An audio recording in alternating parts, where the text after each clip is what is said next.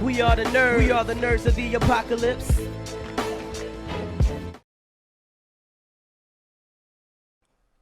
Ladies and gentlemen, welcome back to the Game Report. I am, of course, Trex, and alongside me is...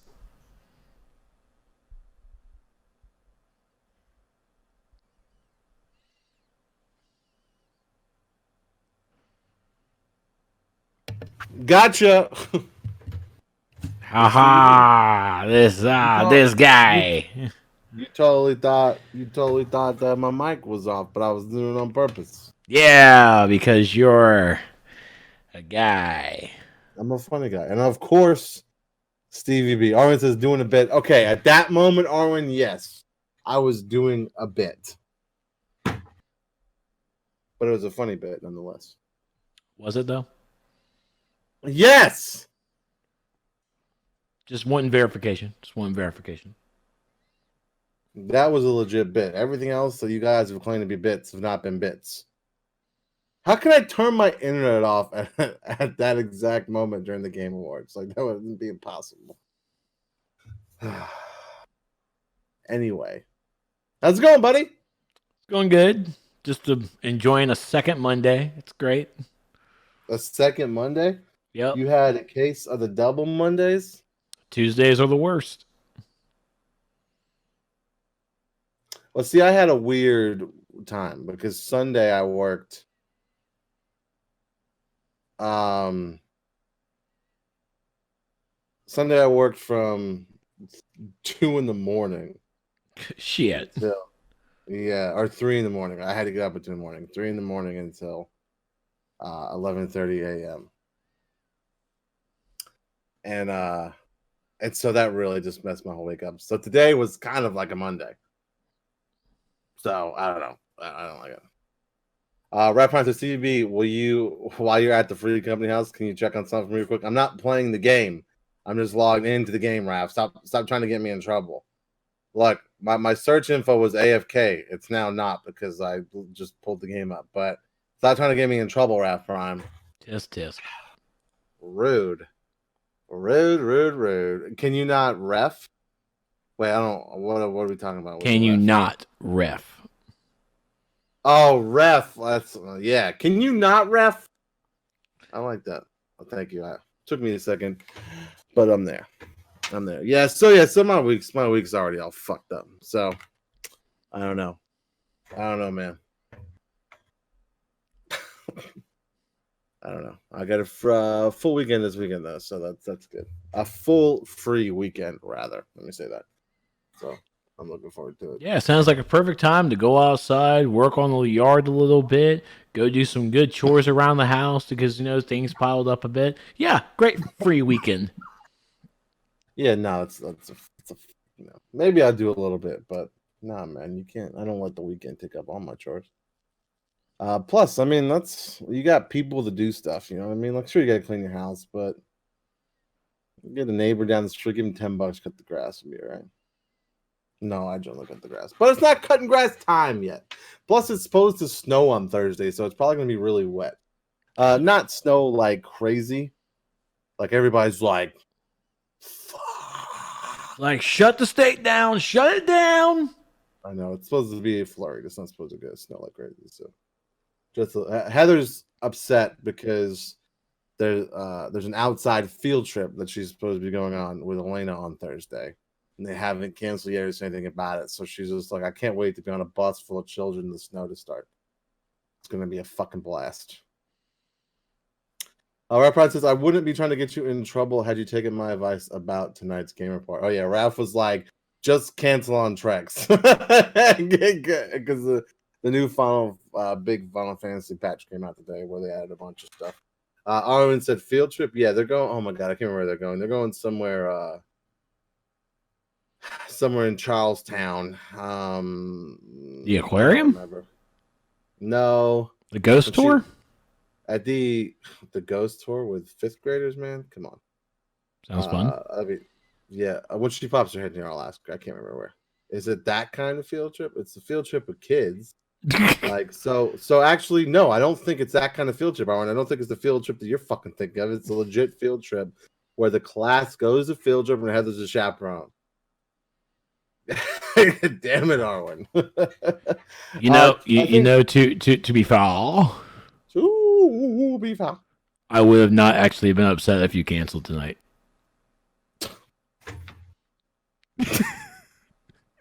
You probably would have gotten like a little bit of shit for it, but I mean, again, dude, I'm definitely feeling that second Tuesday, and I haven't had any food all day because I was working nonstop, and went to this NP dinner tonight for the nurse practitioners to meet and greet, and I'm like, all right, I'm gonna get myself my nice bacon cheeseburger. It's gonna be great, gonna be fantastic.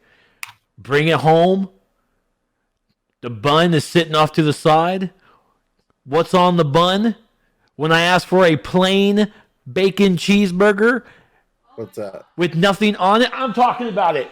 I said nothing. The waiter understood. What's on it? Bacon aioli sauce. Disgusting. I don't even know what that is. What is that? Han, what's bacon aioli? Bacon with mayonnaise. Okay. Okay.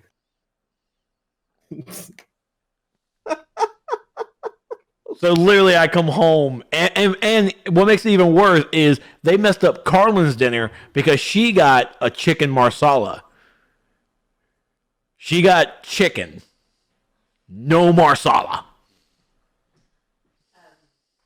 That's not a chicken marsala then. That's just a chicken. So hold the sala. So our dinners were kind of ruined a bit. Ruined. Ruined. Oh, can I get a ruined in the chat? No. So we did have a similar weekend. Well, sort of. I mean, you had a pretty busy weekend. But we had similar weekends in the fact that we both saw the Sonic movie. Sonic movie was great. So dope. Thank you, Aaron. Yeah, no spoilers, Aaron. Don't worry. Aaron hasn't seen it yet, and I got in trouble for almost talking about the plot point in the Discord. It was really, really good. It reminded me of the Venom movie in the sense where, like, the Venom movie in no way, shape, or form should have worked or been good.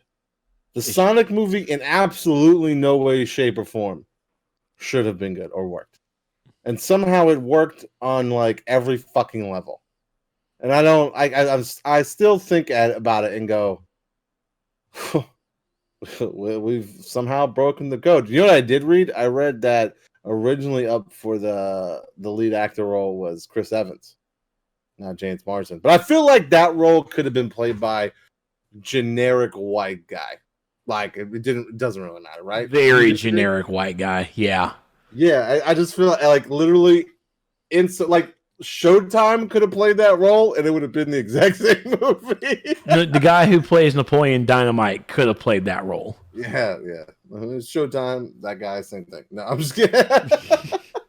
No, it was really good. I did find, and I told Heather this, and Heather said that it wasn't pivotal to the plot point. And so I'm just a cis white male. So let me tell you, I want to ask you this question, right? So I found it, and I normally, you know me, I generally don't take takes like this. I just go, shut up, you're being stupid. But I do find it interesting that, like, the marketing completely left out the interracial relationship.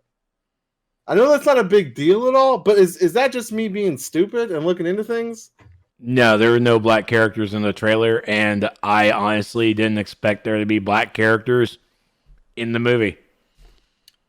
Like, and I was like, wait a minute, we left all this out. Like, I don't know. It just, I mean, was this on purpose? I guess he needed to be. It was either going to be he was going to be in the main character, the main human character is going to be either in a relationship with a black woman or he's going to have that black best friend. Yeah, I mean. The movie is definitely more focused on Sonic, so it literally could have even been reversed. We could have had Kenan Thompson do it, like shit. We could have had really any humans really play it, but I found it weird too. It's like, oh, he has a black wife. Didn't expect that, but okay. You don't really kind of see that kind of swirl. Armin said, "Sorry, but there was a blue character. What's the complaint?" There's no complaint. I just found it strange of the marketing choice for that. It's like the marketing is like full of every scene he's alone. Like I don't know. I just thought it was weird. That's all. Like the dog is in the trailer.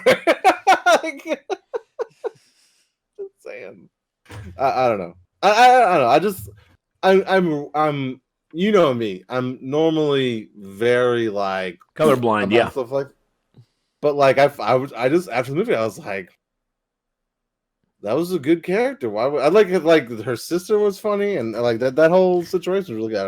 I don't know. Anyway, not the point. The point is the movie was fucking fantastic, and I'm excited for a sequel because no spoilers. There's a little bit of a fucking ridiculous cliffhanger at the end. And we need to go ahead and rehire that studio, get them back up and running, and get that sequel running here. Sega, did you notice? Did you notice this? I did notice this. Like, I guess you can maybe consider this a spoiler, but it's not really. Like the very, very beginning of the movie has like child Sonic, right? Like little kid Sonic.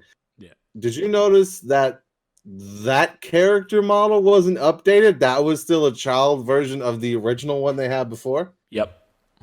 I noticed that like right away. I was like, wait a minute. This was only like 5 minutes of footage, bitches. Okay. did they bait and switch us into the movie saying they fixed it, but they really didn't? Yeah, I know. That's what I thought. I was like, did I just get? I was like, at first I thought I got bait and switched, but then I was like, nah, man, that would be all over the fucking internet by now. Like, even though the movie's only been out for a short time, like that's the people would have been like hitting the fucking keyboard right off the rip. So I don't know. No, it was good. I liked it a lot. I enjoyed the movie, and I want more from that. At this point, Paramount doing great. Make some more. Like. I'm excited, especially Sonic's cast of characters to come through. What they're gonna do with that? So I actually told Heather we were going over like Sonic's roster a little bit, and I told her like, so my first console that was like mine and not shared in the family because my brothers were older, was a Sega Genesis, right?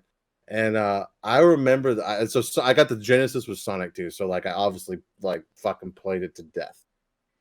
And I remember renting Sonic and Knuckles, right? And that fucking moment where you put the Sonic 2 cartridge on the fucking top of the Sonic and Knuckles cartridge.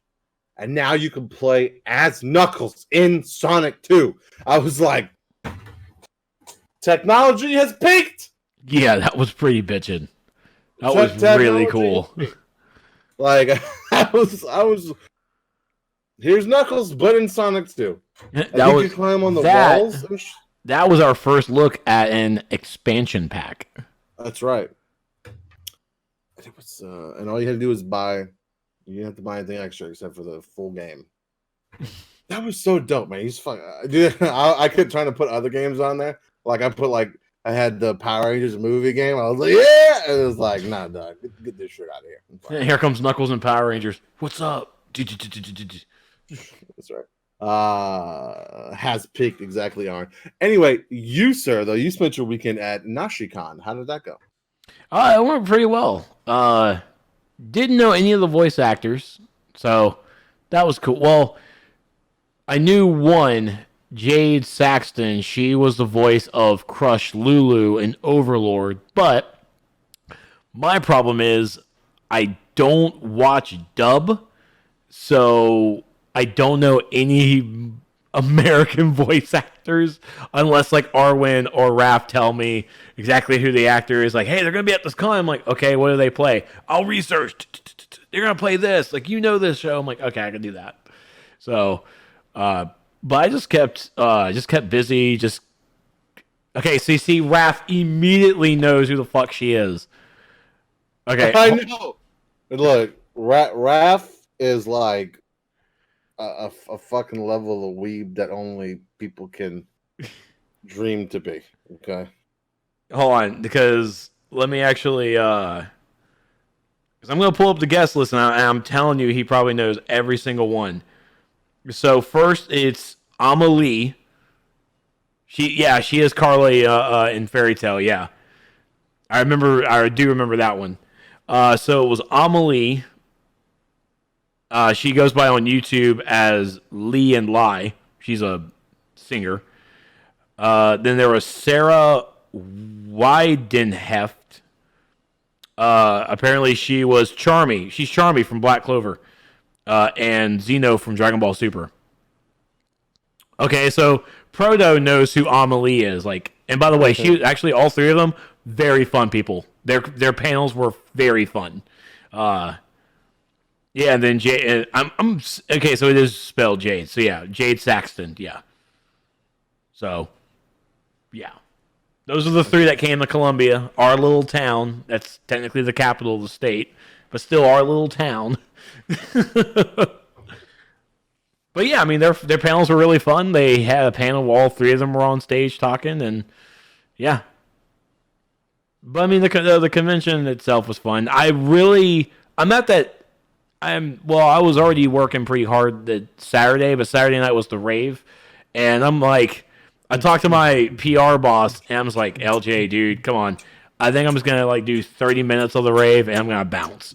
Nope, I stayed the entire goddamn time because I know the DJs, they're pretty cool people, and it's like yeah, so I just stayed the whole fucking time. You guys pretend there was a glow stick in my fingers? Sorry. Fucking skids everywhere, man. Anime skids. But no, NashiCon was fun, and I basically just record panels. So I was in my own little area next to the sound guys, and we just goofed off a little bit, and fuck yeah, it was a con, and I just came home. Funny connection about NashiCon. The reason why I have to work such a crazy schedule and don't actually join tracks at NashiCon is because one of the guys that works for it, that runs it, works with me, and he works the back shifts. So he always takes vacation that I always have to cover. So like, I never get to go to NashiCon because he did go, you can come out on Saturday. I was like, bro, like, I have to sleep on Sunday to be able to, like, it's not gonna work. So it just sucks. And it was already just a rough one because it was the weekend of Valentine's Day. Yeah, that's true. Yeah, I've never been in NashiCon, but we did. Oh yeah, Heather and I did go out Saturday night, not Valentine's night. That's when we saw Sonic. I will say we were at the DoubleTree Hilton right there on Bush River. Is it nice? It's right next to the Heroes and Dragons. Okay. Yeah, apparently they have a conference center there, and great place. They have more parking than the Metropolitan Center. Nice. What? Really? Yeah, dude. It was so stupid. It was too stupid to hear that logic, to hear that information come out of the venue. One of our venue guys, because he helps set up the venue stuff with the hotel, and he was like, "Yeah, apparently they have more parking here than at the convention center." We're like, "What the fuck?" Like, come on. That's funny, but it was good. It was a fun time. Now I have like maybe 48. I have a lot of footage I have to go through and make videos. So February is gonna be a rough time to get some streams in because I have a lot of work ahead of me. Good old February. You know, I'm not looking forward to is April. That's going to be a rough streaming month, bro. How so? Well, it's just two big games coming out, like trying to fit everything in, and trying to fit everything in that are a bunch of single player games coming out, and also finding time for R and I to play stuff like because you got Resident Evil 3 comes out, and then a week later the Final Fantasy 7 remake comes out. I know you don't give a shit about the Final Fantasy 7 remake, but I'm pretty sure one of those will get pushed back. I'm really excited. Okay. That's not gonna be. Oh God, listen, bro. I would be like normally I would get annoyed by this, but there's a guy I follow on Twitter who literally every day just tweets 44 days until Resident Evil 3 remake, and normally that kind of shit would annoy me. I'd be like, oh, what's the count today? Fuck yeah. Oh, I just wish they weren't so fucking close together. Like that's a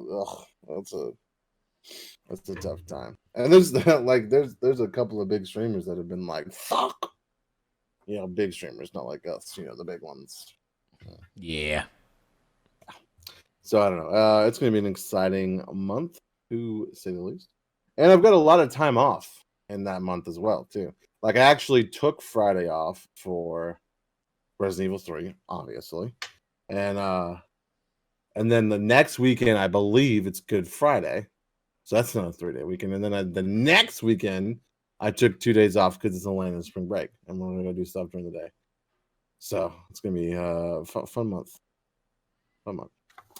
Yeah, April is actually April is really busy because DCUO has their new episode coming out, and then on April 7th, it's Fallout 76 Wastelanders update coming out. That looks pretty good. Jesus, man! I watched the trailer for that. It looks pretty good. I was just when I was getting our sheet together today, looking at the release dates. I'm like, I looked at January, and I even looked at February. I'm like, man, there's like nothing coming out this week. It's like, I think April is going to kickstart everything. That's right. It's good. I mean, it's the beginning of like the fiscal year, right? Like, isn't that how that works? Yeah, you're probably right. So, I don't know. All right, so before we talk about those new releases, Trex, this is the part of the show where me and Arwen in the chat harasses you. If you're watching on YouTube, to come join us live at twitch.tv/NerdsOfTheApocalypse every Tuesday night at 9:30 p.m. Eastern. 9:30-ish. Yeah, 9:30-ish.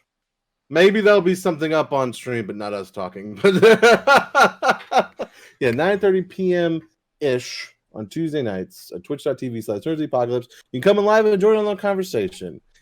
We talked some weeb shit in the chat today. We had Raph calling me out for being logged into the game, so that's cool. Oh, thank you, beautiful. Thank you. Hey, where are you going on a field trip? Patriots Point. What is that? It is the elephant graveyard.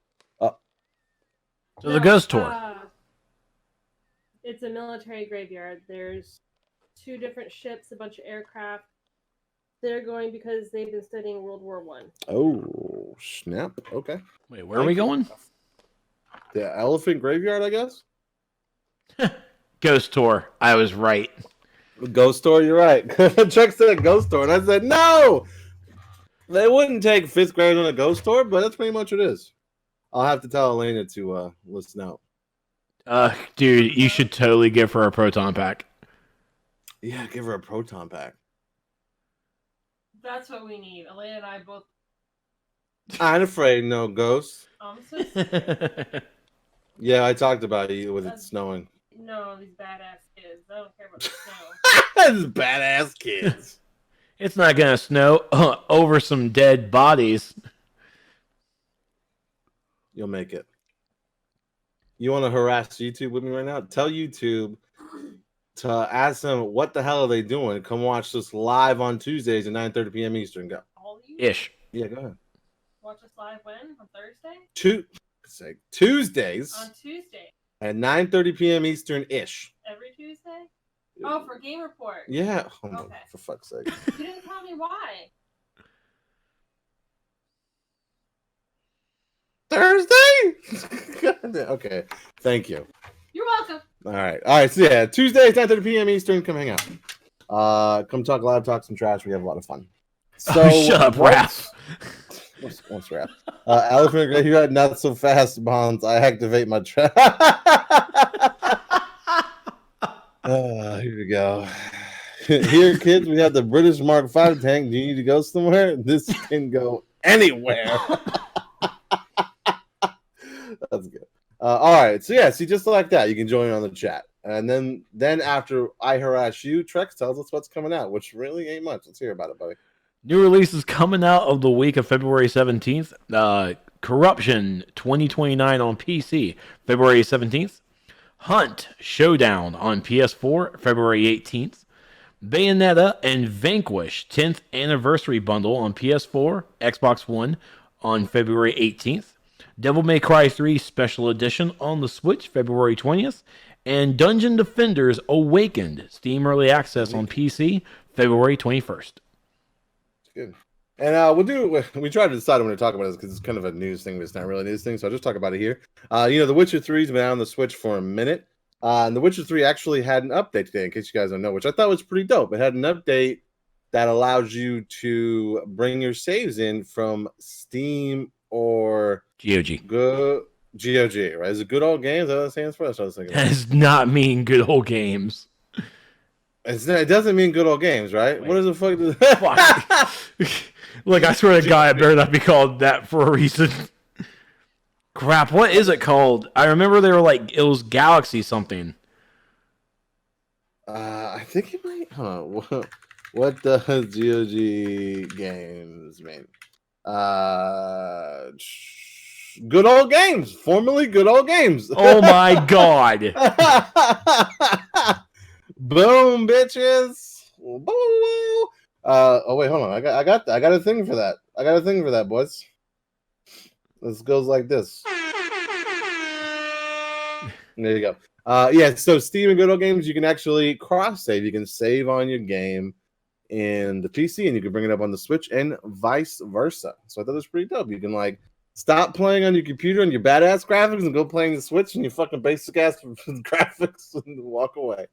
So I thought that was cool. I thought that's a good reason to... It's almost a way to be like, hey, I know you play on the PC, but now you get this one on the Switch. There you go. Now, if only they would add the console thing. Bastards. It's never enough, is it? It's never enough for us gamers. This guy said because GOG before was where you can get legit old ass games. Oh yeah, they still, yeah, sure. Well, there you go. Okay, so that's just a little bit. We were just like, I don't add it to the fucking news thing, so I just added to the new releases. It's kind of new release because it's a new release patch. There you go. All right, what's our first topic up for discussion, buddy? Coming up, we reported about this last week with Nvidia's GeForce Now.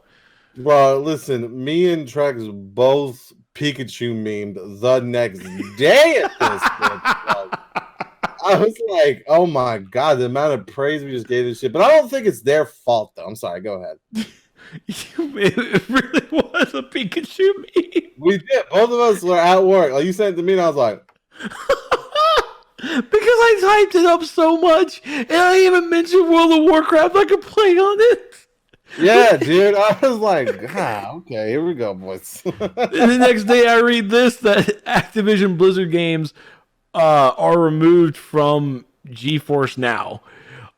So this is, of course, the first article that posted about it, saying that that it was definitely a bad sign that Activision Blizzard games, the Call of Duty, World of Warcraft, Overwatch, all those games were removed. And it was unexpected. It was just like super fast. And Nvidia didn't even have an answer. They were just like, oh, we really didn't know what was going on, but we're going to have discussions. But later on, there were more, this article, not this article, but other articles did update it where Nvidia officially came out and said that Activision was actually not okay with it because, Activision was actually not appreciative, but they basically were their part of the beta program. And even though Nvidia asked Activision Blizzard, hey, we're about to release this, are you good for it? They didn't hear anything back until after it was released. And then that's where Activision Blizzard was like, whoa, we didn't approve this. We need to have our games removed. And the reason why they game removed is because they were still working on the licensing issue. Because, of course, once again, these are games that you've already purchased. And so you don't really have to purchase them again in GeForce Now. You just have access to them. And so Activision Blizzard was not okay with that forefront, and they're still working things out. At the moment, there's no... Oh, go ahead. Well, let's say there's a chance they can come back. And they're probably going to come back. They're probably going to figure something out because of the reception of the beta. So, But this was just fucking pulled everything, dude. Like everything that we talked about will be fun to play on the thing, man. Like I don't know, but yes, this is an update. Hopefully they figure it out. I think they're gonna figure it out. I think that I mean, I don't know how licensing works with something like this. It's got to be complicated as fuck, right? Like it's got to be. Machete says, wait, no more WoW for Nvidia GeForce. So if I did my graphics card, I'm screwed. No, Machete. What we're talking about now is the Nvidia came out with like a streaming service that was in beta where you could like stream your games to your phone and stuff. And Blizzard Activision were part of the beta, and there was a confusion about it. So no, then you can still play your games on your Nvidia video card. Don't worry. Yeah, this is just allowing WoW to be streamed through the GeForce Now program, so you can play on your mobile device. I did find the report. Bloomberg reported that Activision Blizzard wanted to negotiate a new commercial agreement for its games when GeForce came out of the beta period. Nvidia, according to Bloomberg, doesn't want that kind of arrangement for GeForce Now. Its players may only stream games they already own from marketplaces. And because of that, GeForce had also removed games from publishers such as Rockstar Games, Square Enix, and Capcom before the service went to premium pricing. The Verge noted Friday night that GeForce Now's boss said publishers are taking a while to make up their minds about participating, according to Nvidia's no commercial agreements model, which doesn't give them any extra money. Yeah, that's kind of rough. Yeah, because I read Capcom pulled out too. Well, and that was right. Like that kind of does me in, right? Like Capcom's my shit. But I don't know. It's all about the big dollar, right? It's like they're offering this service for practically free, right? Not 100% free, but practically free. And you know, and the big boys want their fucking cut, and there's not really a cut to give, essentially. So there's really not. I mean, it's just like GeForce. How GeForce wants to be built, it just wants to allow us players to play those games that we already own, just on a different device and be mobile about it. But when it comes to commercial statements like that, they want Nvidia, I guess, to pay it, or even for us as players to pay a commercial license fee. And it's like Nvidia just doesn't want any headache of that. Nvidia just wants to actually pay for a service. And honestly, this is probably where Google can kind of step in and throw out that kind of money and just kind of restructure Google Stadia and just go, we'll pay that commercial license fee. Well, you want a commercial license, we can pay that, and make some arbitrary number on the Google Stadia store that you can play World of Warcraft. It's double dipping to the hardest degree.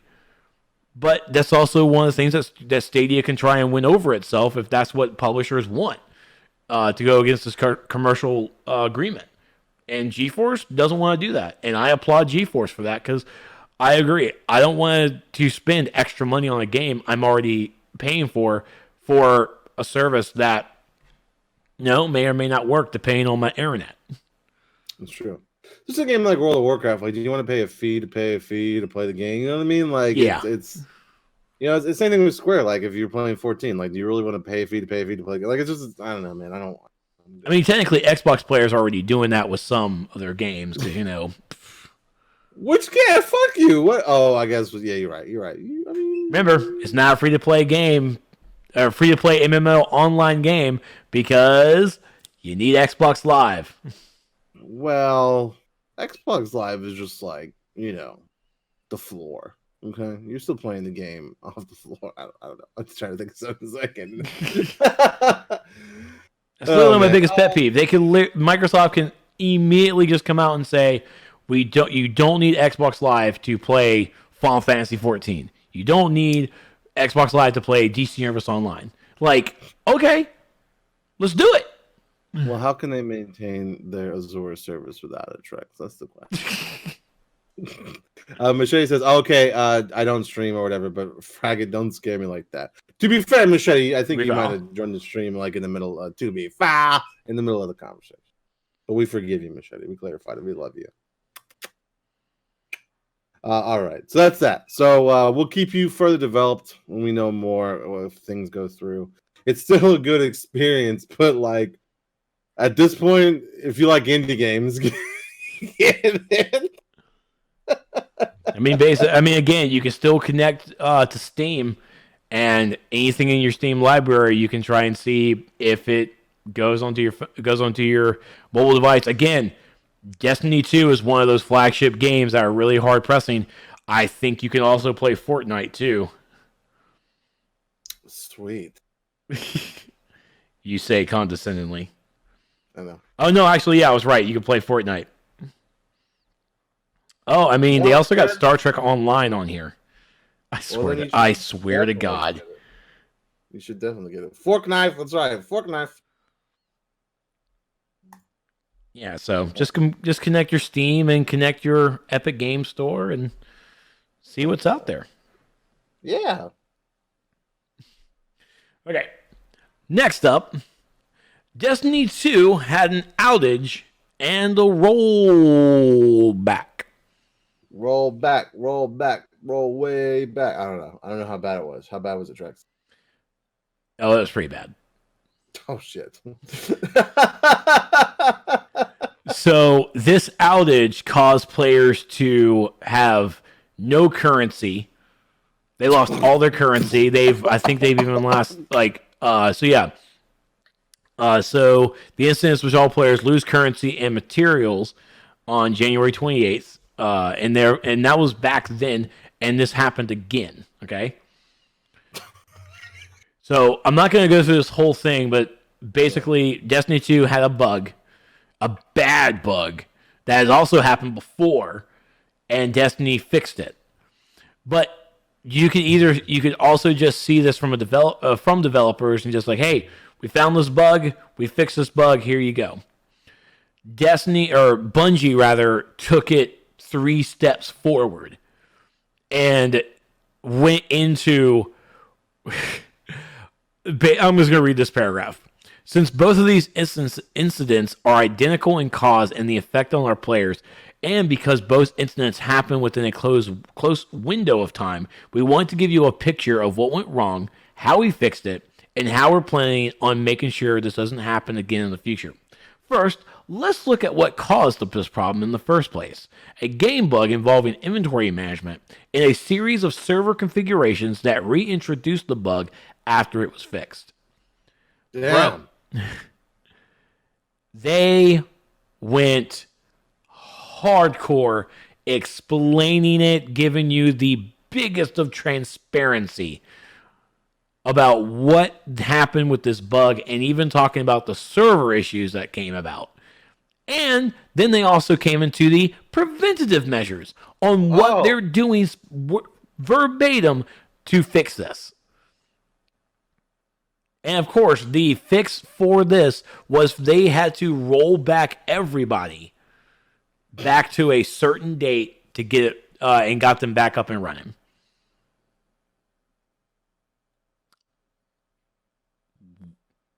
Damn. Bruh. This is some Fallout 76 shit right here. I'm just kidding. I mean, this is just bad, right? I feel like Bungie and Destiny like do 2 steps forward and a giant leap back. It's like, fuck, man, come on, guys. Like, that's the thing. It's like it was certainly a bad patch and a bug, and they happen all the time in MMOs. But to see a game developer in this form go into the variable, here's what happened, and go into a step-by-step process of what went wrong, how we fixed it, and then hear what we're doing to make it better. Like that's the level of transparency that a lot of developers really need to get a handle on, and do that too. Yeah, I like this because it's bad press. So it's like when a developer just stays quiet, they keep getting shit on, right? Like, and so they're just like, look, we know what happened. This is everything. We're going to fix it. It's like what you do with your boss, right? When you fuck up at work, not that we're like their bosses or anything. You're just like, all right, I fucked up. You admit to what you did. And then you go in there with a list of things what you're going to do to fix it to make sure it doesn't happen again. Yeah. A lot of times, your boss don't say shit to you until you keep on trucking. Unless, obviously different circumstances, but it's a good thing. I like it a lot. Harwin said hardcore splaying. Yes, it is. DST said, imagine DCO explaining their bugs. Something happened? Basically. I'm glad I haven't. DC said, glad I haven't played since last year. I lost nothing. I mean, people are getting their stuff back, right? Like they're not going to roll it back and then not give people their stuff back that they lost during the rollback. Yeah, and the stuff lost was really the currency and some materials. So and they just logged in, and this shit was just missing, and so they had to bring the servers down, roll everybody back to a past save file, and let folks start off there. But I mean, good on Bungie. I mean, it was. I opened up the link that Raph even posted. And I'm like, ooh, man, this looks pretty big. Holy crap, this is way too long. This is too. I didn't know. I didn't. I wasn't expecting the journey because I wasn't wanting to go on it. But I still appreciate Bungie of what they explained all this, and even for me as not an active Destiny 2 player, but for those active players out there, I'm pretty sure like this was something that they love to read. And for someone who isn't an active player, but is an MMO player in general, every other company needs to make sure to look at this. This is how you handle a bug. This is how you handle something big, okay? Just explain it and then tell us what you're going to do to make sure it never happens again.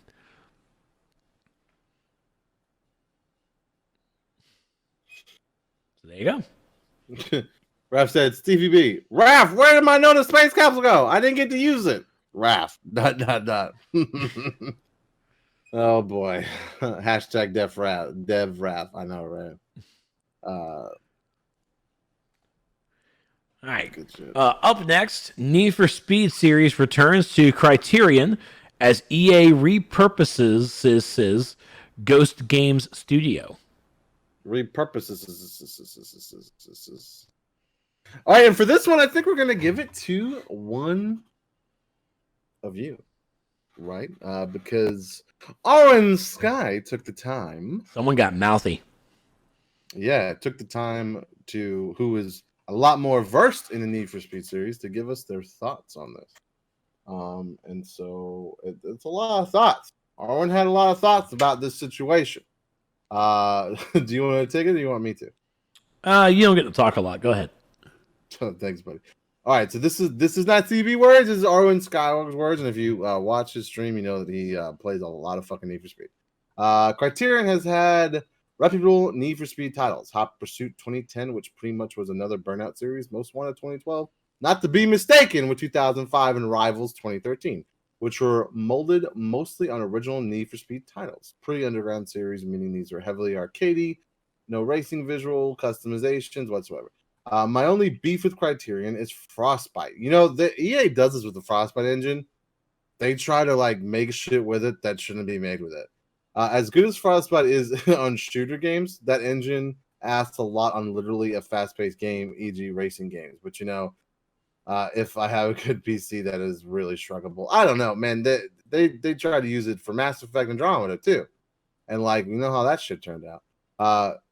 Ghost, on the other hand, even though they did share work with Criterion on Rivals, that game was heavily a Criterion game. In a way, Need for Speed 2015 was their fledged Need for Speed game. Was their full-fledged Need for Speed game. The return of underground street racing. There were a lot of problems right off the bat. Full online game, meaning there were a lot of lags and stutters. For an underground game, customizations were lacking, AI issues, and pretty much handling issues that would drive players nuts. Their next, oh boy. Only a few words to describe Payback: loot boxes, random cards. So it was Star Wars Battlefront 2 when it first launched. I'll leave it to that. With that, Need for Speed is ruined. Pitchforks and Torches players just buried this series, but almost nobody expected Need for Speed Heat. They finally did it, boys. I know their reputation are ruined, and some players we can't get back. But for Need for Speed fans, Ghost, you son of a bitch, you actually did it. They revitalized and reinvigorated the underground series of Need for Speed. On release, they set a new record during the first week with more people playing this game than any other Need for Speed title this generation. Wow. Mostly because of good reviews. So the move back to Criterion is highly questionable for EA. Criterion isn't entirely bad, in my opinion, but they kind of play it safe. Gamers that are, games that are playable but not memorable. Anyway, this is EA, and welcome to Jackass / N Need for Speed Shilling. It's very frustrating when developers do this. When like a game launches and it's like finally, and then like the next game you hear about them making, and it's like we're on track to make all the same mistakes you made before you made that fucking good one. Sounds like 2K with their sports games. I know, and I do agree with the Frostbite engine. Like they're just like, let's fucking do it, man. Let's use this Frostbite engine for everything, and it just doesn't fucking work, man. It doesn't work, and it's really hard. I mean, we've heard that in many of these leaked articles that the Frostbite engine is hard to develop for when it's not a shooter.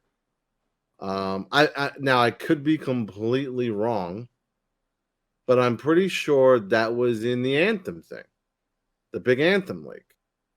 Is that it was either the Anthem leak or the Mass Effect Andromeda thing I was talking about. Not leak, but you know, Anthem interviews where Jason Schreier got the inside information. I think I'm sorry. I wish I knew off the top of my head, but it was either Andromeda or what's the game I just said? My brain just rebooted. Yes. And one of those two yeah.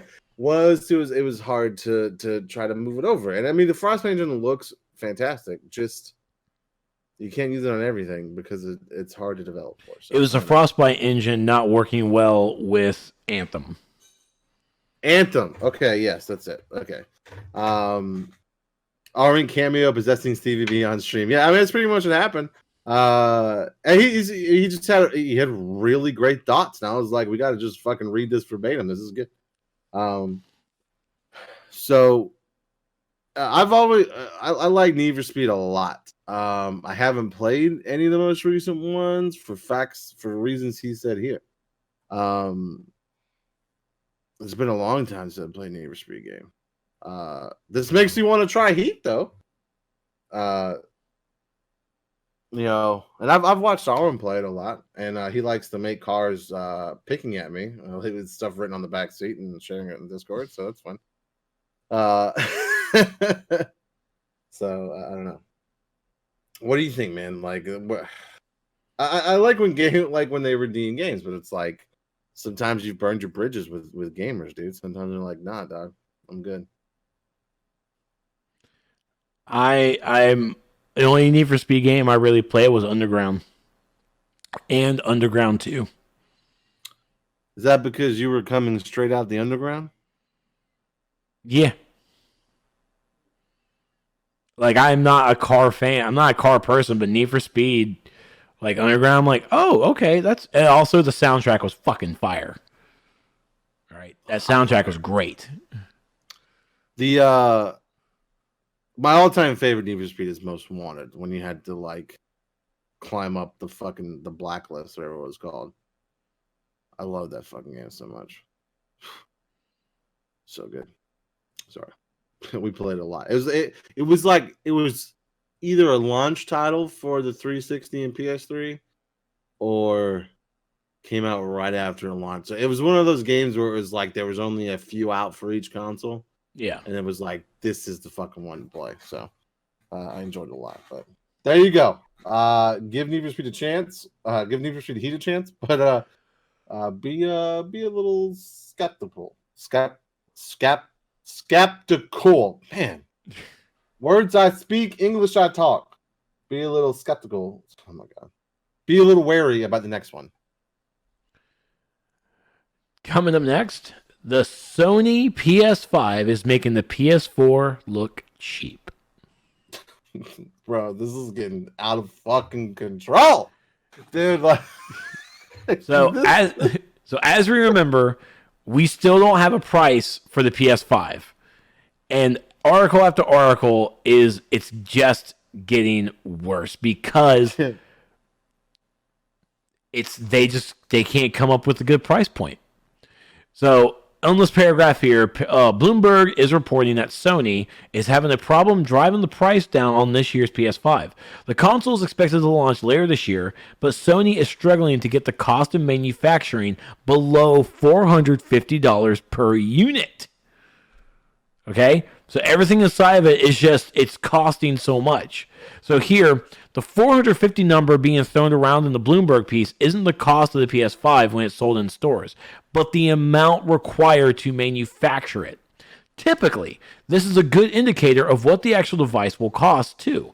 The PS4 cost $381 to manufacture, according to the ISH market, and retailed for $400. By that math, the PS5 would need to cost around $470 to maintain the same kind of profit.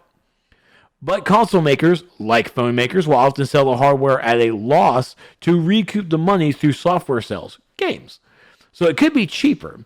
That's what Sony had to do in 2006 when it sold the beastly PS3 at a massive loss. The 20GB PS3 sold for $500, but according to at least one teardown, cost approximately $805.85 to produce.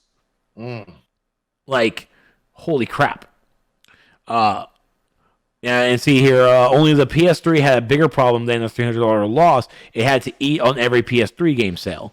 Consumers balked at the $500 price tag, and the cheaper Xbox 360 quickly outsold the PS3. By March 2007, Sony's gaming division was reporting a whopping $1.97 billion loss.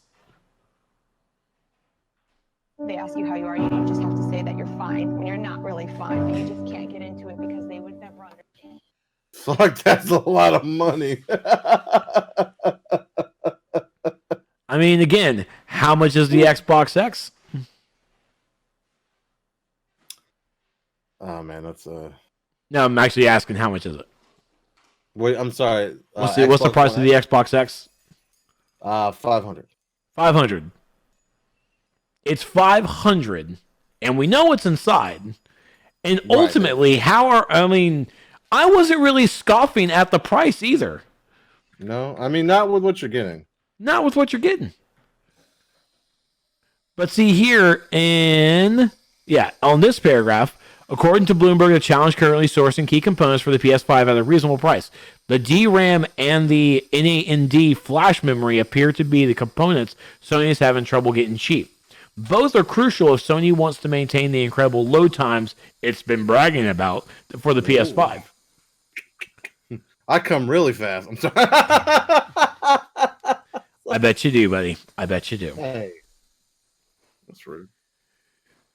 So we're definitely probably going to be seeing a $500 price point on the PS5. And what I also read in another article about this too is Sony has to come up with this price fast because they are going to spend the spring and a little bit of summer actually making the machines. So they have to come up with this price point for the system so they can go ahead and announce it, spend these next few months building the machines, and get them on the market ready for this fall. And time is running out. And I don't think that we're gonna have to wait till E3 to really see the price point either. Because if anything, I think we're gonna probably get a leak in an article before Sony even says anything about it later this year. It's gonna be rough, man, because history will tell you, bro. History will fucking tell you that the console that launches for the cheaper price is the one that's gonna sell the most. Yep. I mean, that's how the PS3 360 era was. That's how the Xbox One PS4 era was. And if they don't launch this at $500, they don't have a fucking chance. Everybody's gonna be like, "Fuck, I'll get the Xbox." Okay, so if it launches for $550, will people spend an extra $50? I don't know, man. $50 is $50. I don't know. does it have enough clout to survive for $1,500 more? Now, don't get me wrong, Sony's built up a lot of cloud this generation, a lot of it. But Xbox has been strumming along, and its characters has come back up since the fucking whatever the fuck happened the last one. Bruh. Anyway. Now, also another thing, I don't have an article for it, but I did see another article that is stating that the PS5 that we've been seeing floating around is the final version. Yeah, okay, so what happened with this, I was actually just looking for this, right? Okay. And I can't fucking find, I watched a YouTube video, shout out to Rich from Review Tech USA, he did a video on it, and I watched it, that was very interesting. I believe it was the Japanese PlayStation site, right? Accidentally updated the site and accidentally had their PS5 section up there for a while. Because when you load the information, it always goes live. They accidentally went live, and each symbol for the consoles look like the consoles. Like PSVR looks like a fucking VR headset. The PS4 looks like the PS4. The PS5 symbol look like the giant fucking V. Like it looked like what we looked at. Like. So it might not be exactly what we've seen. It's probably gonna be all black, because I don't think a PlayStation, like, the only ones that have them in all black are the special editions. But I think it's gonna have the fucking V in it, bro. I think that the vacuum cleaner shape is what we're gonna get. I was trying to find the image. I can't find the image, but it doesn't show the whole thing. It just shows like. It's like a drawn image, like an animated image, right? So it's very basic. Yeah. But it clearly is like a box with a V. Like that V is prominent. So I don't know. Or I guess 5. I don't know if that's what they're going with. I don't know what they're going with, but I just thought that was funny. So there you go. This is gonna be interesting if that's how it comes out. But it could look like a pile of dog shit. Like if it played games fantastically, I'd still get it. I'm just saying. Like, it's just like everybody lost their fucking mind about the different shape of the Xbox. It's like, dude, it's like a fucking. It's like the same thing. Like it doesn't matter. If it doesn't matter what it looks like, it matters what it does. And so I don't care one bit that it would look like that. To be honest with you, I think it'd be funny if it looked like the way it did, the way the dev kits look. That'd be fucking great, dude. Yeah. It just feels futuristic almost. Like I don't know. I don't know. I guess so many USB ports, though, man. So many USB ports. Yeah, it's dope. I have a USB port extender right now, so that's good. Me too. DST says, "Make it low, Sony. Make it so." That's not gonna fucking happen. It's definitely not gonna be lower than the. If it's lower than the Xbox, then they're gonna be taking a gigantic fucking hit. My opinion is it's gonna launch at the same price. I think it's gonna be $500. Nutshell, Aaron says, nutshell, if your console plebes want next-gen graphics, you're going to need next-gen hardwares, which has next-gen prices. It's true. Boom. DST with the fucking, with the God tier comment, Xbox sex. That's right. Sounds like Sony should just make a factory and start mass-producing NANDs and DRAM, cut out the middleman. Maybe. I don't know. I don't know. It's probably cheaper for them not to. We're not going to talk about how that kind of stuff gets manufactured. Arwen says, me too. DSC says, imagine if PS6 ends up looking like an N for the shape of VI. Now we're getting crazy, boys. Okay? Now we're getting nuts. That's my opinion. My opinion is it's going to launch at 500. It could be eating crow later, but I think, Microsoft came out of the bat and was like, it's $500. We're doing it. I think Sony's bundle was changed at the last minute. I honestly feel this way, that Sony's price and bundle was changed at the absolute last minute. The E3 that the current gen systems launched.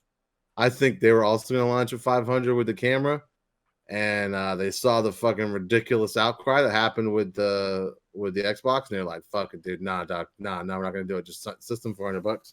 And so they already know this mistake. They've made this mistake with the PS3. They're not going to make it again. They're not. If they make it again, it's just going to be eye-rollingly bad. So I don't know. What do you think?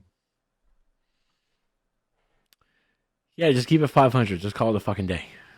Yeah, that's all I gotta do. Just give us the price already. Just make it 500. Just call it a day. Because I mean, I'm agreeing with Arwen. You want next gen graphics in your little console box. You're going to be playing some next gen prices here, fellas. That's true. I mean, $500 is cheap if you compare it to building your own console, you know, or building your own PC, whatever. I'm sorry, it's a console. But I don't know, man. That's whatever. DST said Nintendo merger can stop at DST. I'm still here waiting for a price drop for the Switch 2 years later, bro. That ain't fucking happen. The Switch is on fucking. Come on, it's fire. it's the cheapest and one of the best consoles to have. Come on. Yeah. DST, they got a perfect price point. It's still fucking selling like hotcakes. Like, even if they launch a fucking Switch Pro, it'll be more than what the Switch is now, and the current Switch will stay the same fucking price. If they release the Switch Pro to be $200 for the Switch Lite, $300 for the regular Switch, and then like $350 or $400 for the Switch Pro. Like, that's it. That's all they need to do, man. That game, shit. Like, they fucking did it again, and they developed this fucking console everybody loves, and they ain't changing that price. That price will go down when whatever the Switch predecessor is comes out. Yep, that's it. I'm just saying, like, DST, you gotta deal with it, man. I just save up. If you want to switch, just save up, bud. Sorry for your Canadian dollar. That's right. All right, what else we got? So good old grandpa. Epic CEO Tim Sweeney condemns loot boxes, says game companies should divorce themselves from politics.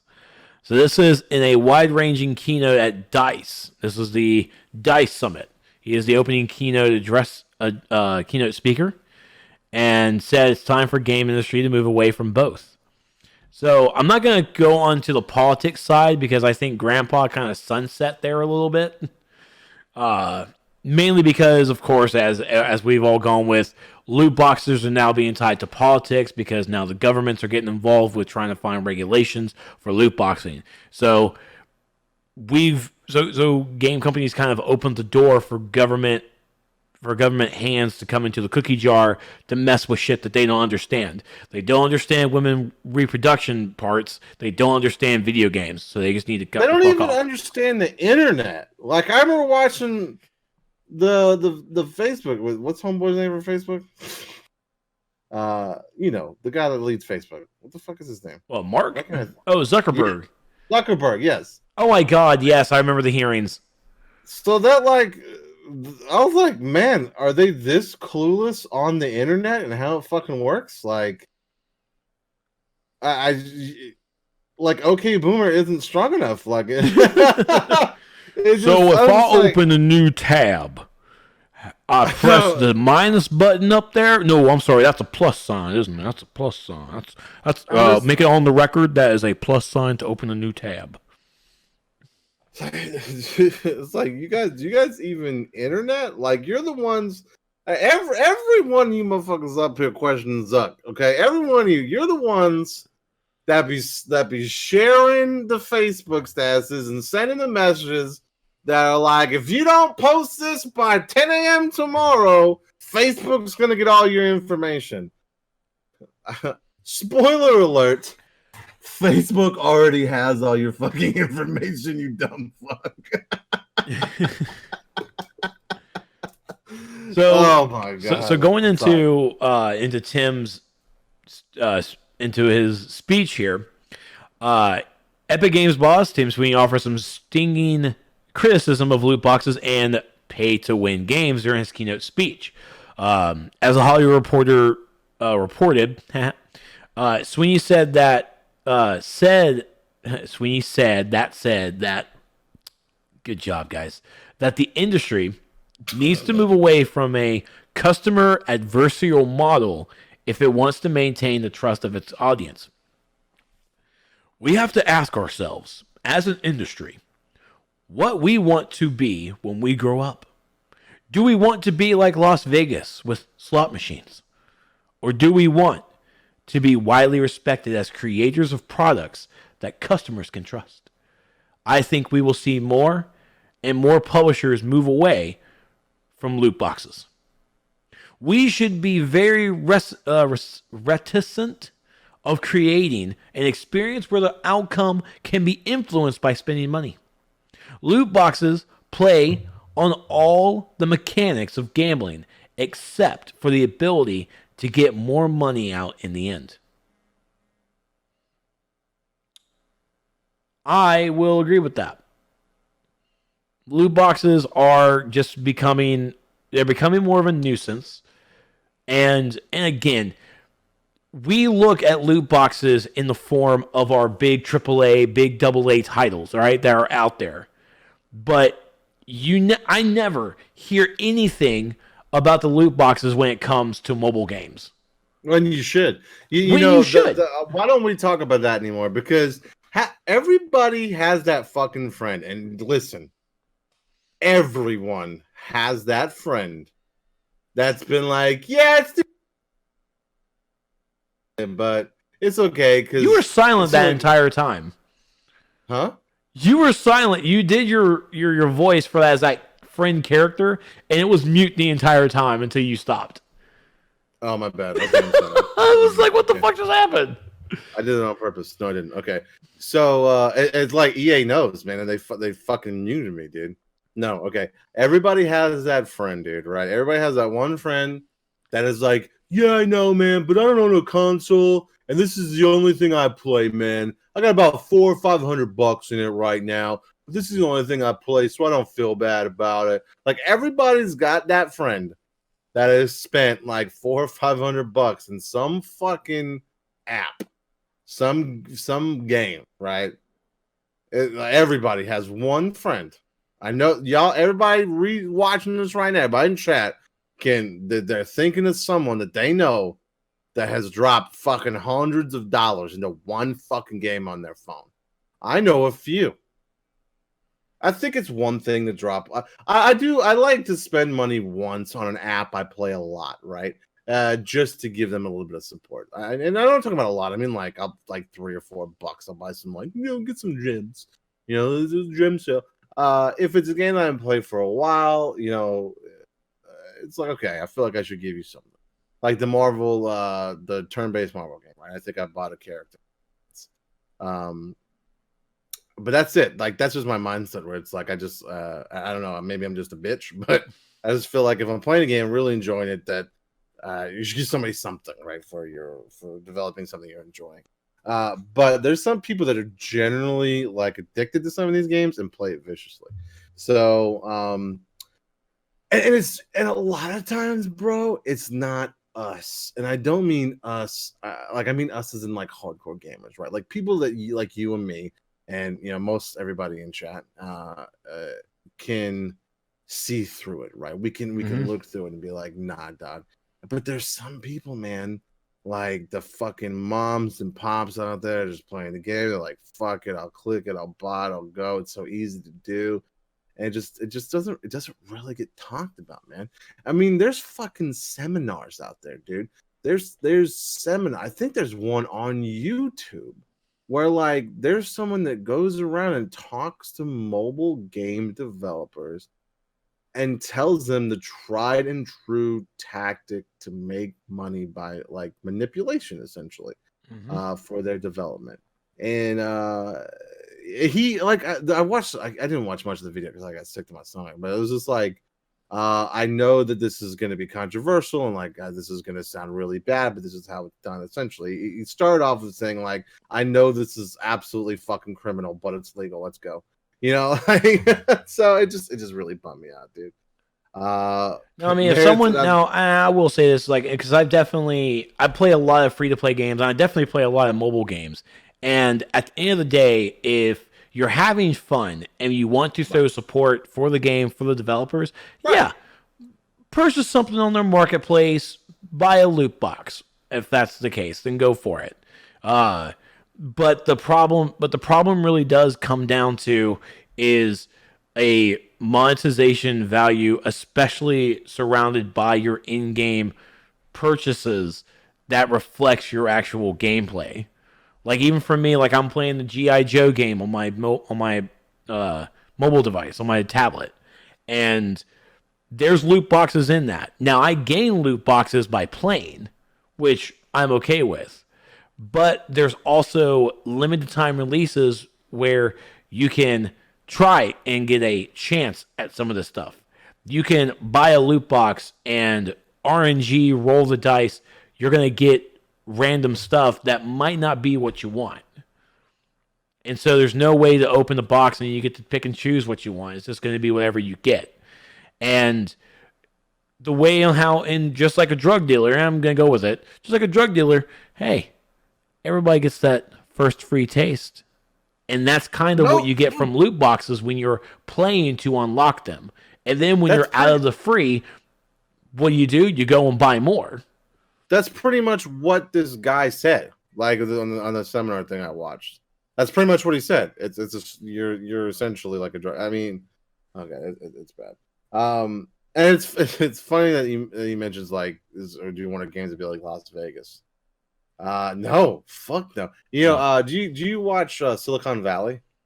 No, I have HBO now on Hulu. It's really good. It's really funny because like the company in the show, the guy, he like develops his algorithm. It's a long thing. Anyway, he develops like a really, really fucking fast internet, right? And he's like trying to make a new internet that's like full privacy. And of course, you know, he gets investors, and this guy makes a game, and he uses the algorithm to fucking steal everybody's data. And he's like, what the fuck? And it does it at like such a astronomical rate. Like it's ludicrous how quickly they get ads. So funny. And it was really funny because he developed like this in the show. He develops like this one game, and they're like, Richard, this is ludicrous. Like, what are you talking about? And the avatar is standing there. He's like, man, I could really go for some Domino's pizza. And right then in the game, and it's like a medieval town. One of the storefronts turns into a Domino's pizza. All the NPCs start eating pizza, and it's like, walk in now to order a Domino's pizza. Holy shit. It was just really funny because I was like, man, if these fuckers could get away with this kind of shit, then we wouldn't absolutely lose it. This is what would happen. And I think that's what, to bring it around, I think that's like what he's saying here. It's like, that's what could happen. Technology moves on. We could turn into this. We have to fucking stop it. Like, yeah, especially if the government gets involved, and the government involvement, I would hope that the government involvement would be to stop it, but I don't know. You never fucking know, right? Oh no, Blizzard, no, not Blizzard, but no, the government definitely sees the money surrounded by these, by the money being poured into these RNG gambling loot boxes, and the government, like with gambling and especially lottery tickets and stuff, they want their hand in that jar. Yeah. They want their cut. And that's why the government's now jumping into it. They don't care about our fucking well-being. No, they want part of that money to fill their pockets. Now, and I talked with a buddy, and I mentioned this before, about Activision Blizzard reporting Q4 being very profitable, saying that the money from Modern Warfare, the new Modern Warfare, has basically gained them more money than the last Call of Duties, and that is because the current Modern Warfare game does not have loot boxes. They have a premium currency, and that premium currency is used in their marketplace to get these items. Straight out. There's no RNG, there's no loot box involved. And I asked my good buddy, who also plays Smite with me, and it's like, well, it's like, do you know anything about Call of Duty? He's like, yeah, man, I play Call of Duty sometimes. And I asked him about the marketplace, and he told me that, yeah, they have a premium service. You buy the coins off the marketplace for like $20 for like, say, 3,000 coins, and you spend that 3,000 coins on the marketplace buying whatever. And some of the stuff can be a little expensive, like $60, but ultimately it's taking the loot box out of the equation. You buy what you want. Now, Smite is is a mobile game that also has a chest in it. So you have still that RNG chest to get cosmetic skins. And that's the other thing about Call of Duty 2. These are all cosmetic items. There's nothing in there that's actually pay to win. There's not a weapon or anything that makes it an advantage over the other player. It's all cosmetic. And same with Smite. But Smite actually changed their formula where they still have the chests, and you can open the chest for a lower cost of gems, which is their currency. You can buy it for a lower cost, or for extra, for a little bit more, you can outright and buy the skin that's inside that chest. So you have both options to either go with the RNG for a chance at the skin that you want, or just outright and pay for that skin for a little bit extra. I'm fine with RNG in a game if it's not like financially bound, right? If it's just a mechanic of the game and doing something, that's fine.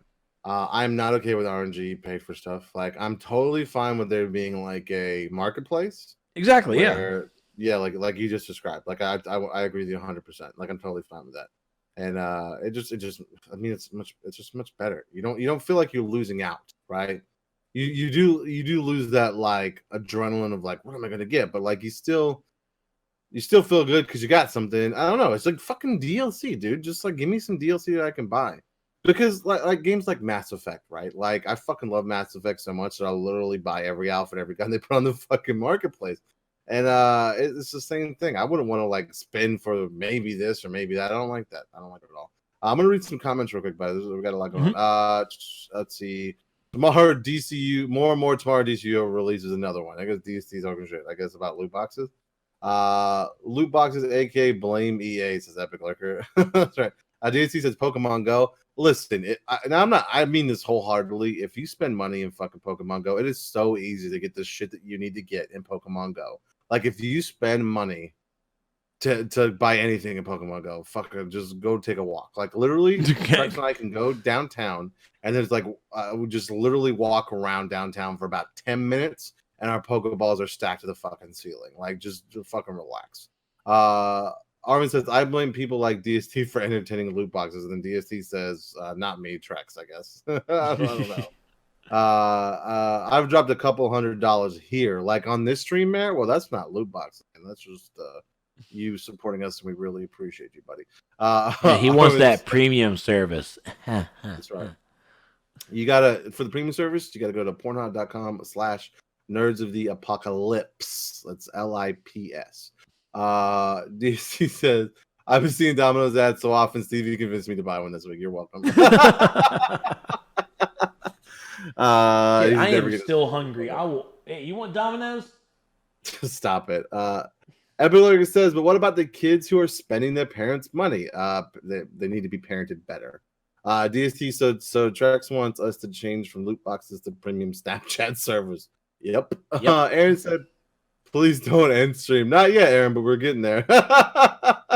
Like a booster bundle, yes. Everybody's saying hey to Aaron because it's fucking a party when Aaron gets in here. I don't mean that sarcastically. Hope it didn't sound like that. Merritt says, not to mention they have Battle Pass now that rotates every 2 months. It gives you unlocks when you level up. Also, are you talking about Fortnite again? Like it's fine that fucking kids spend money on like okay. Elena, it is embedded in Elena that if anything ever pops up she doesn't know on the fucking iPad she uses, that she instantly runs it into me. Like she's never gonna push a button. She doesn't know exactly what it does. And whenever I hear about like, oh fucking Jimmy spent $500 fucking bucks in Fortnite, I was like, well, that's your dumbass fucking fault for not setting up some kind of passcode they don't know about. Like, they're kids? Don't be fucking stupid. They're not kids. They're my best friends. Dude, it's absolutely just don't get me started. It's fucking ludicrous. It's just done. I'm done with it. Merritt said for COD, $100 in COD, but see, you know what you're getting every time you spend money. Oh, you were talking about here, you're talking about that. I know, I was just fucking with you, Merritt. But yeah, but you know what you're buying. Every money you spent on Call of Duty, you know exactly what you're buying. He's talking about the Battle Pass. He was talking about the Battle Pass there. Oh, okay. Sorry, I was confused. Yeah, and let me ask. You know what the Battle Pass is? That's right. Oh, and then Merritt cheered 100 bits. Thank you, Merritt. We appreciate it. No, I'm asking you if you know what a battle pass is. I know what a Fortnite battle pass is. I'm assuming it's the same thing. Basically, it's that whole system where for free, while you're playing the game, you're going to gain experience and you're going to go through that battle pass to unlock items. But you can pay extra. Say, I'm just going to go with what we have on Smite. You can pay 900 gems, which is about $15, to unlock the battle pass premium side to get more and also exclusive skins. Okay, that's cool. Yeah. Well, but you know all the skins you're buying when you do that. Exactly. You know exactly which, and the battle pass encourages playing. So the battle pass for COD, as an example, goes all the way to level 100. So you have 2 months to get to battle pass rank 100, which, by the way, it takes a long time apparently because their leveling system is shit. But you could get all the way to level 99 or even level 100 without purchasing the battle pass, without buying the premium side. And then when you're at that moment, you can drop that $15 and everything in that premium side that you've unlocked from 1 to 100, you will get instantly. So it retroactively grabs all that stuff that you've already passed. Nice. Aaron said it's not a party, it's just rare. Why not both? Question mark. Let's see. Aaron said $500 on fork knife set without plate even. So there you go. Bad for the industry. RNG, loot boxes, really bad for the industry. Paid DLC is essentially what it is. Not bad for the industry. It's good. It's fine. You don't have to buy it essentially, and you just miss out. Okay, so I take that back. Paid things that don't affect your multiplayer game. Like if it's a single player game and it's gonna make your game better, that doesn't bother me. It's like fuck it. Like I don't care. Like it's whatever. Don't say that because Shadow of Mordor had loot boxes. Yeah, but it was all single player stuff, right? I don't know. That's just my opinion. You might not agree. That's what basically almost broke the game. That it's a single player game, but it had loot boxes in it. Right, because you couldn't really finish the game. It would like you had to open these loot boxes to get these companions, and they're all random. Okay, you're right. I take it back. Aaron says it's actually good for the industry, just bad for the community. Well, if it's bad for the community, isn't it also eventually bad for the industry? It's bad for the industry. Yeah, I don't know. I feel like they go hand in hand, right? Like it's, I don't know. Aaron said I didn't use any loot boxes in Shadow of Mordor. Well, it's because they patched it out, dude. That lasted for like 3 weeks before they were like, people. Well, not to. Once people fucking noticed it, they patched it out. Like the rage was hardcore, so they nixed it. But yeah, loot boxes. I'm gonna agree with Tim. It's there, and again, we look at our PS4, our Xboxes, our Switch, and our PC, and we condemn loot boxes. But we can pick up our mobile phone and we say, and it's almost silent when we look at the loot boxes on our mobile devices. It needs to be across the board. It needs to stop. It needs to go away. Yeah, it's difficult, man, because like the demographic for those games normally aren't us. You know, they are a little bit. It overlaps a lot, but or I gotta say a little.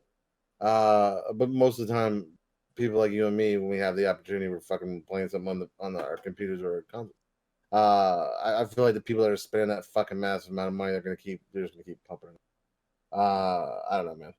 I gotta find out. I know Target Tony has played the shit out of Candy Crush. She's still fucking playing Candy Crush. She's at like a ludicrous. Yeah, she's at a ludicrous fucking level, dude.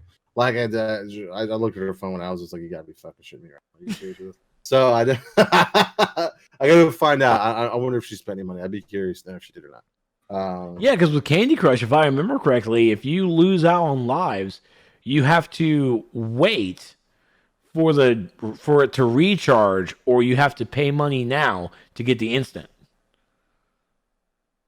True. Raph said, let me ask you this. What are mobs in RPGs? Loot boxes, because they have random drops for you to sell or craft with. I agree with you, Raph, and I mentioned earlier, like I don't have a problem with RNG as an in-game mechanic, right? RNG as part of the game, some kind of thing. That's fine. You're not forking out like you're not like spending $5 to spawn the 5 mobs to kill them and to get the mats you need and the random mats, right? You're just killing the mobs and you get the mats, right? Yeah. It'd be different if you spent money to spawn them. That's a difference. Like I'm okay with RNG in games. It's a mechanic that is good for games. It can really piss you off sometimes, but it's how it goes. Jared said, plays John Cena theme music. I can't do that bit thing in the wrong channel with Trex on. I'm sorry we're not. Jared, I'm sorry we're not as set up as Trex is. I fucking apologize, Jared. Okay? I'm sorry. Yes. I've already played this once tonight, but I feel like it's appropriate right now. They ask you how you are, you just have to say that you're fine when you're not really fine, but you just can't get into it because they would never understand. Aaron says thank you for not having that set up, I guess. I can do it though. Ba, ba, ba, ba. Ba, ba, ba. It's John Cena. Don't apologize to Jared. Excuse me. Don't apologize to Jared. I won't. Okay. All right. Sorry, Aaron. And then our last thing to talk about is this whole StarCraft Ghost. Oh, we're gonna do this, y'all. Before we did this, we were like, "Is this worth fucking talking about?" We're like, I don't know. Maybe it kind of looks like shit. Yeah, I kept the tab up, so I don't give a fuck. Yeah, so there you go. This leaked, and it is. You can kind of sort of see why it was canceled. Like it's okay, but it's pretty basic, right? I don't know. At the time, Blizzard put out fucking top-notch shit, and it's just like it didn't feel top-notch, I guess. Well, this game came out at the height of StarCraft. That's true. That's true. So I mean, everyone kind of downplaying it a bit. It's like, guys, this is for what it was at that time. This is not bad. Now, at the same time, graphically, it's not too bad. Gameplay, that probably was going to be less than anything, because they probably they didn't know what they were doing. I think if they look at this and give it the Overwatch engine, if they put the Overwatch engine on this, it probably would be good. You know what this reminds me of a lot? This reminds me of a third-person Republic Commando. Did you ever play that Star Wars Republic Commando? Yeah. It's to me it's similar to that, just in third person instead of first. I guess because it's like the aesthetics. Okay, let's also make a notice that the person who's playing this game, who's running through this, is a shitty player. I wonder where is this like out now for people to get? Did it leak? No, I don't think so. No, I think there's the video leaked, right? Yeah, it was just a video of the canceled StarCraft Ghost, which would have been good because Ghost gave the story of Kerrigan before she got captured and turned into the Zerg. Oh yeah, dude. Arwen, did you pick up Vulcan? Lords of Mayhem? That's a pretty damn game.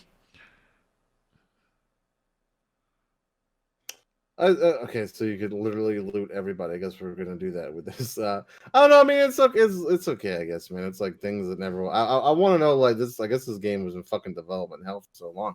I mean, I remember first talking about this back in the Xbox days, man. And yeah, I mean, it's the Xbox controller. It was supposed to come to console.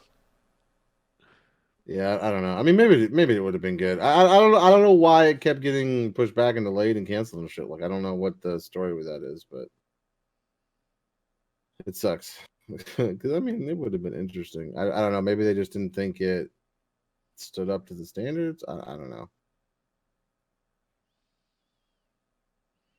I don't know. Well, I don't get notified when you go live, Arwen, and when you do go live, I'm at work. Aaron said Trex doesn't even watch NotA. To be fair, a lot of times we're live at the same time. He definitely doesn't fucking subscribe. That's for sure. He did. Okay, I take it back. He did subscribe recently after the New Year's Eve debacle.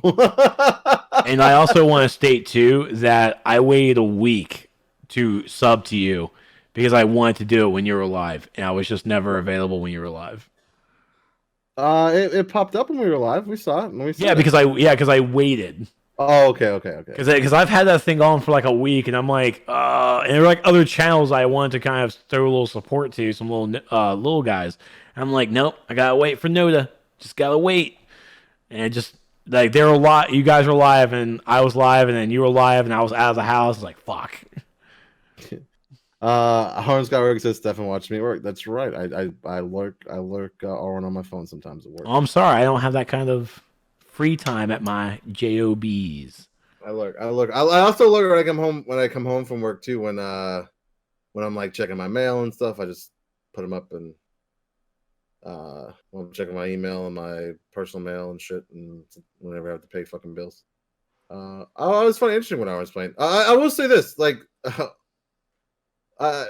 Arwen plays with like his DM or GM or something. I don't know. Whoever runs the raid season is such a fucking nice guy. I was just like, man, I want to know this person IRL. Like, I don't know who he is. Oh, what? I'm a piece of shit? Thanks, man. No.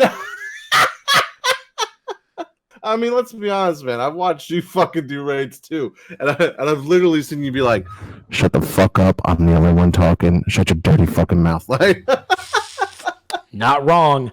Everybody's gonna fucking listen and pay attention. I'm just saying, dude. Like, it was just interesting. Like, I'm like, who is this fucking nice guy? Like, he must have kids because he's very patient. Especially that timeline where she was left behind. Oh, Kerrigan, yes. Are we talking about Kerrigan, I hope? I don't know. Yeah, Kerrigan, yeah. I mean, yeah, I'm with Arwen. I would definitely play a 2020 AAA Kerrigan standalone shooter game. Oh, without a doubt, dude. Like, that was such a fucking... that's something I remember, a game moment I remember like 20 years ago when she fucking... When that happened, and Jermaine was like, no, like, you know, like, fuck, like, that was such a, was it 20 years ago? Man, that might be sooner, but it's about that. Might as well. Yeah. Hold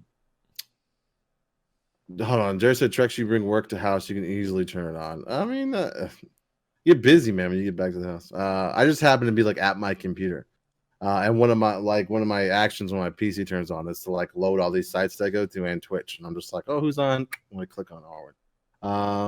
Aaron says, I'm still not sure what Trex does besides CEO for Dimensional Inc. I'm like 20% sure he's a comedian or something. No, I mean, 20% sure he's about 20% of a comedian. I'm just kidding. Hey, kidding, man. All 5 of my fans are in the audience, okay? That's right. Your mom, your girl, your boss, right? Stepdad. Armin says, I was like, fuck y'all, I'm gonna get an escape pod and rescue Kerrigan myself. I know, right? Like, we left her behind, bro. And then she became the fucking queen. That makes me think of that Office episode. You remember that Office episode where Dwight came dressed as Kerrigan, but they made him take off his blade, and so no one fucking knew who he was, and he was so mad. And then like the boss's kid came in and was like, you would just look like Kerrigan, but you don't got no fucking blades. And he was like, ah! See, I knew it. So funny. There you go. All right. Well, that about does it for us tonight, everybody. We hope you enjoyed yourself. Aaron, we're glad you got to be here for the end. You hung around for a little while, so that's good. Epilogue says 5 fans, so who does the other hand root for? We're not gonna talk about it, but or Dwight as Kerrigan, huh? Yeah, it's fucking great. That's a funny ass clip. Yeah. So, what do you got going on this week, stream wise, buddy? Let's talk about that. Woo! There will be no stream tomorrow. I gotta start editing. I will be streaming on Thursday because I'll be streaming DCUO on Thursday because it's reset day and a new time capsule will be coming out. So we got to talk about that RNG loot box bullshit again. Friday, I think I'm going to try and stream Friday, but then Saturday and Sunday is going to be a little bit hectic because, again, I need to start editing these videos. So there might not be a stream on Saturday or Sunday. I know I got a bunch of 12-hour streams I got to get caught up on. But we'll definitely be looking to do a lot of stuff for March. And also this weekend, I have to plan for March because we're doing the marching of MMOs. So we're going to be playing different MMOs. Shit. I think this year I'm going to do a different MMO every week. And then to keep an actual, do, as an example, do Star Trek Online Monday through Friday. Kind of do it that way. Yeah. Big shout out to Merritt for the 500 bits. Thank you for the bits. Sorry, I was trying to let Trex finish his thought. Thank you so much for the support, Merritt. We love you. Mwah. Thank you so much. Ours Skywalker says stream-wise, Arwen is going to continue with Vulcan, Lords of Mayhem. Did I say that word right? Vulcan looks really good. It's weird because with Vulcan, it's basically Pillars of Eternity. I mean, it's basically PoE, but the graphics it almost looks really AAA for an indie developer. Graphics looks good. I'm really digging the story because I watch Corana play it, and you can play it either offline or even online. So it's pretty nice, pretty nice. Nice. The Nerds Apocalypse channel will be streaming tomorrow. I'm almost positive we're going to continue our Final Fantasy XIV Shadowbringers story. To double check with Ari, and the same thing Friday. We're getting balls deep to that. Hopefully, there's not an emotional wreck like I was in. Fucking start the expansion, first story arc, dead. So hopefully, my emotions don't die next time. Stream-wise, hour 9,000 of Cold Steel. That's right, Raph. That's what Raph's doing. Raph's always streaming Cold Steel, man. Raph, you fucking weave, I know. But yeah, so Thursday we'll be streaming Wednesday and Friday. Probably Final Fantasy 14. If it's something different, we'll pop in the Discord. I know Ari found this fucking Ninja Turtles but their poop game. I don't know, dude. She finds the weirdest shit on Steam. Oh man, I don't know, dude. So maybe we'll play that a little bit. So we'll see. But our main focus is going to be getting through the story of Shadowbringers, hopefully before April, when April fucking goes crazy. And maybe if Trex is doing a march of MMOs, he might join us a little bit for Final Fantasy 14. I guess we'll find out. Probably not. Well, fuck us then. That's fine. Okay. Jared says got caught up on Black Clover Trex. Oh, that's right. You tweeted about that, Jared. Yeah, I'm so behind on my anime. It's almost not even worth it. Oh shit. Aaron said, I got a game for NotA. Aaron be bringing up some fucking crazy ass games. It was a lot of fun. I'm waiting for it, Aaron. Hit me up. What's this game? What's the name of it? But yeah, so probably doing that. And then Ari talked about streaming Saturdays starting in March. I think she said that in Discord. So you guys can look forward to Saturday streams with Ari. And maybe me too. I don't know. I'll PM you. Okay, let me know, Aaron. It'll be fun. I'm sorry. I was thinking of my thought. I was thinking of the thoughts that go in my head, and I think them. Saturdays are always fucking crazy for me. I never know what's happening. Sometimes we go to Heather's parents' house. Sometimes we go out to a friend's house or something. So I don't know. With the kids and stuff. Sometimes we watch movies. So I'll be joining her sometimes. I don't want to commit to all the time though. So and sometimes I have fucking house goes to bed early and that'll be fine. Because we went out all day Saturday. So we'll see what happens. But she's excited to do that. Jared says I can finally sub to someone who streams on Saturday. What Trek streams on Saturday? Sometimes. Every once in a while. Yep. So yeah, so I'm excited about that. All right, Trex. We always gotta go over our social medias, bud. Where can we fucking find you? You can find me over on Twitter at ThisTrex and on twitch.tv/TrexLight. There you go. And we're obviously here on this Twitch stream, and we're also at Nerds of the Apoc on Twitter and search Facebook for Nerds of the Apocalypse. We are there too. And we're also on YouTube. Just search for Nerds of the Apocalypse and you'll find us there. And speaking of YouTube, Arwen, if you wouldn't mind joining me, if you're watching on YouTube, you made it this far, don't forget you can join us live at twitch.tv/Nerds of the Apocalypse. Okay? Come live on Tuesdays at 9:30 p.m. Eastern ish. It's a big ish, but 9:30 p.m. Eastern. So come hang out with us live and join in on the chat, which I try to read everybody's comments, unless you guys start talking about anime amongst yourselves or something. But try to include everybody's comments about the sections we talk about. So yeah, come on and hang out with us. It'll be a lot of fun. And then me personally, I'm at StevieB5986 on the Twitter. StevieB5986, is it really fast?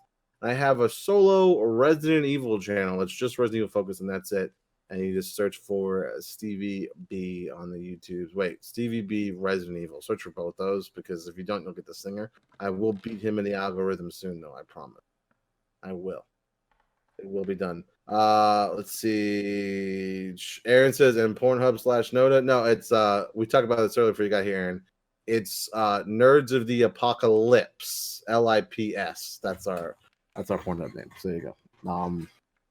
Trex got a new controller after him. What? I don't know what you're talking about, Jared. Are we talking about controller like game controller or controller like controller in DCUL? Yeah, I got a new Xbox controller. Oh, nice. Dope, dude. Sweet. Yeah, I needed a wired one so I can stop unplugging the one from my PC so I can plug into my Xbox. There you go. It's purple. Oh, shit. You fancy as fuck. Yeah. Oh, you mentioned when I got here. Okay, yeah. Yeah. Ari's supposed to make it. We'll see what happens.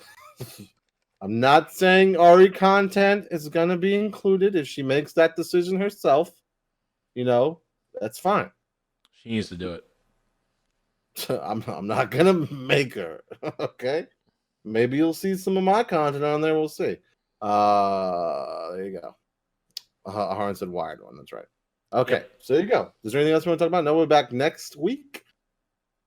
Hopefully. No, we should be back next week. Talking all the video games and you lovely people. Thanks for hanging out with us. And this has just kind of made its way in here from the other streams, so we gotta do it, boys. These guys are my best friends. They're taking things. We've always been together. We're four of a kind, having fun all day. Pal around and laughing away. Just best friends. Best friends are we. I love you guys. I love you, awesome nerds. I'm, of course, Stevie B, and this beautiful mocha man is Trex. And we will see you next week. We love you, awesome nerds. Thanks for everything. And again, shout out to Arwen. Thank you so much for that amazing insight on the Need for Speed series. We appreciate you providing that for us. We love you. Michelle said, later, nerds, and Trexie, see you tomorrow or whenever. It sounds good, Michelle. We love you. Arwen said, best friend song. I love the best friend song. So I haven't seen Birds of Prey yet, dude. Do I need to go see this in the theater too? I feel like, yeah, dude. Oh yeah. I feel it. We had a big debate about it, Heather and I, because she watched the trailer and she's like, you know what? Fucking girl power. I'm in. And you know me, I don't give a fuck. I'm down for a girl power movie. But I think we just settled on Sonic just because we settled on Sonic. I also put it in the Discord to see what people said. I wish you should have piped up. I don't think so. And we kind of let Discord decide, and most people said Sonic. So, but I really want to see Birds of Prey. I mean, it actually, like, everybody's like, it sucks. But if you go on to like Rotten Tomatoes, it actually has both a good critic score and a user score, which is fucking rare. Yeah, that's pretty damn rare. Yeah, it is. Vote says, oof, just missed it. You just missed this, Vote. Sorry, buddy. This, as you can see, this is the ending of yeah, Carlin absolutely loved the movie. I certainly liked it too. It was, this would be one I would own. I would happily own this movie. Yeah, I think we're gonna see it. I mean, if you don't see it, watch it on digital when it comes out. But they just don't get out to the movies much anymore. But I definitely want to get. I want to give it a chance, right? I don't want to like. I mean, I was, even though people were like, oh, it fucking sucks, try to give it a chance. So there you go. So we're probably gonna watch it. I probably won't see it until it's on digital, but we'll see how long that takes. So. Well, that's my thing. Like watching Birds of Prey, like I actually had no complaints about it besides Black Mask, but that's only because I know the character Black Mask, and that was maybe like 50% Black Mask of what I know. Everything else was just whatever was written. So I mean, I didn't like the portrayal, but I also didn't hate the performance. You know? Yeah, I get it. It's like one of those things where it's like it's not the actor's fault. It's kind of like the writing for it. When you know you kind of get the vibe what Black Mask is going to be in the trailer, and like that's not the Black Mask we really know. But you're just going to have to I guess you have to push past it and go, right, this is not. Yeah, I guess have to deal with it. Like literally, I just have to just live with it, and that was it. Like everything else, like the whole all the whole cast, the story that was told, I liked it. It was all good. Sweet. How do they approach, without crazy spoilers, how do they approach the Joker situation? Like, do they just like not have Jared Leto in it? Nope, he is not in it. Is he dead, or is they're just like not together? We just don't. They just don't talk about him. Oh, they talk about him, but they don't really show him. Okay. Like Joker is still there. He's still an influence. Is it like it's obviously still a Jared Leto Joker, right? Yep. Okay, so I mean, I wonder what they're gonna do with that later down the line. We'll see. Yeah, we don't see his face. I'm pretty sure he's out at this point. They're gonna figure something out. We'll see, but all right. Okay, we love you, awesome nerds. Good night.